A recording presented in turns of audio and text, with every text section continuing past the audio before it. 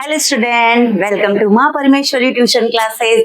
आज मैं फिर से आपके लिए वीडियो लेके आई हूँ और उस वीडियो में क्या टॉपिक है चलिए देख लेते हैं। मूलानुपाती सूत्र। बड़ा ही कंफ्यूजन रहता है सबको किस तरीके से इसका डेफिनेशन याद करें और इसको किस तरीके से निकालें। तो चलो मैं इजी तरीके से इस टॉपिक को आपको एक्सप्लेन भी करती हूँ और इससे किसी यौगिक का मूलानुपाती सूत्र निकाल कर भी आपको बताती हूँ ताकि आप भी इजी तरीके से बना सकते हैं। चलिए आज देखते हैं मूलानुपाती सूत्र। तो ये मूलानुपाती सूत्र ज्ञात करना है मुझे किसी भी यौगिक के लिए, ठीक है। तो किसके लिए याद करना है मैं एक ट्रिक बता रही हूँ, है ना। तो उस ट्रिक के वे से हम डेफिनेशन भी लिखेंगे।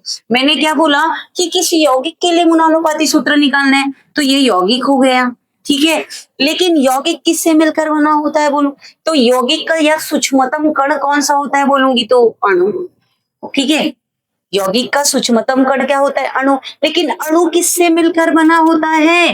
परमाणु। लेकिन परमाणु किस में पाया जाता है ये याद रखिएगा तत्व। अगर आपको ये याद है यौगिक के अंदर अणु, अणु किससे बना है? परमाणु। लेकिन परमाणु में क्या होता है? परमाणु किस में पाया जाता है? तत्वों में पाया जाता है। तो इस परमाणु का सरल पूर्णांक में अनुपात, ये आपको याद है ना, बस ये याद हो जाएगा। डेफिनेशन कैसे देख लेते हैं। देखो, किसी भी यौगिक का मूलानुपाती सूत्र निकालना है तो क्या बोलेंगे? किसी यौगिक के अणु में उपस्थित, क्या बोला मैंने? किसी यौगिक के अणु में उपस्थित तत्वों के परमाणुओं की सरल पूर्णांक के अनुपात को ही क्या कहते हैं? उस यौगिक का मूलानुपाती सूत्र। क्या बोला मैंने?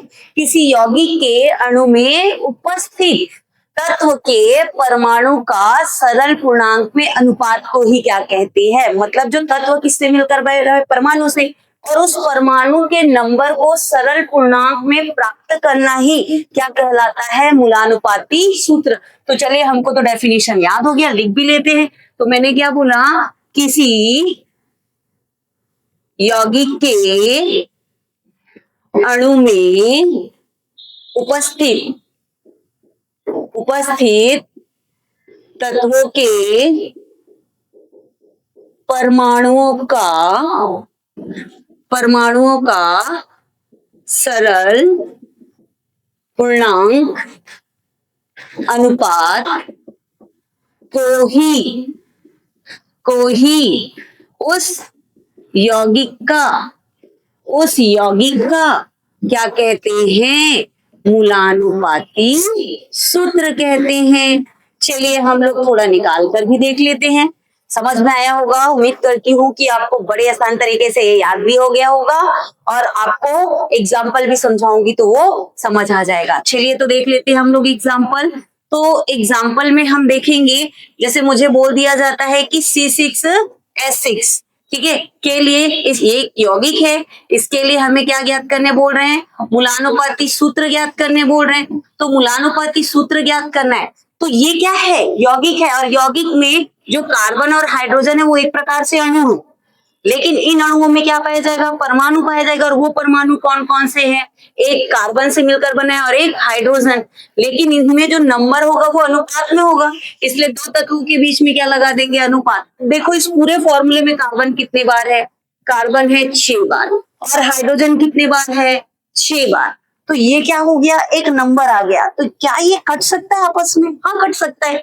तो देखो क्या हो जाएगा? 6 कम 6, 6 कम 6, मतलब ये नंबर और इजी हो गया।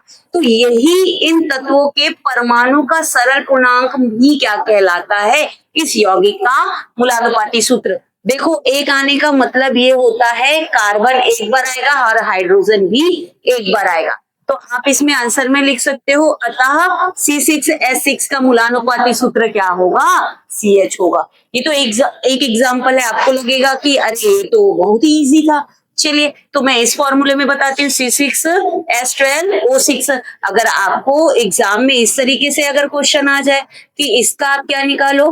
मूलानुपाती सूत्र निकालो। तो मैंने क्या बोला है कि इसमें कौन कौन से ये यौगिक कौन कौन से तत्वों से मिलकर बना है? देखो एक कार्बन है, एक हाइड्रोजन है और एक ऑक्सीजन। इनको किसमें लिखना है? अनुपात में। लेकिन ये कार्बन कितने बार है? ये कार्बन बना है 6 बार।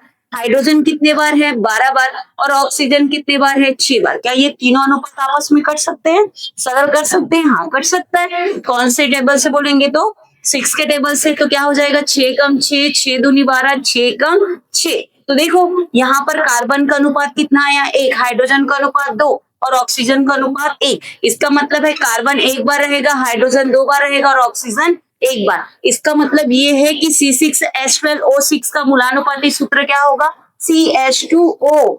इसका क्या मतलब हुआ, इसका ये मतलब हुआ कि यौगिक है और यौगिक में जो अणु है और अणु में क्या है तत्व के परमाणु का सरल पूर्णांक में अनुपात को ही क्या कहते हैं मूलानुपाती सूत्र कहते हैं। तो इस तरीके से हम बड़े इजी वे में इसको क्या कर सकते हैं निकाल सकते हैं।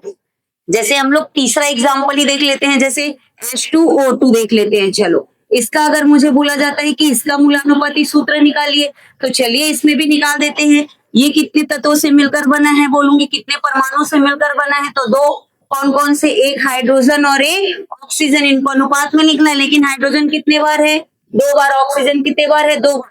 तो ये आपस में क्या हो जाएगा कट जाएगा, 2 एकम 2, 2 एकम 2। तो इसका सरल अनुपात कितना है 1:1, मतलब हाइड्रोजन एक बार और ऑक्सीजन भी कितने बार आएगा 1 बार आएगा। इसका ये मतलब हुआ कि यहाँ पर CH2O2 का मूलानुपाती सूत्र क्या होगा HO होगा।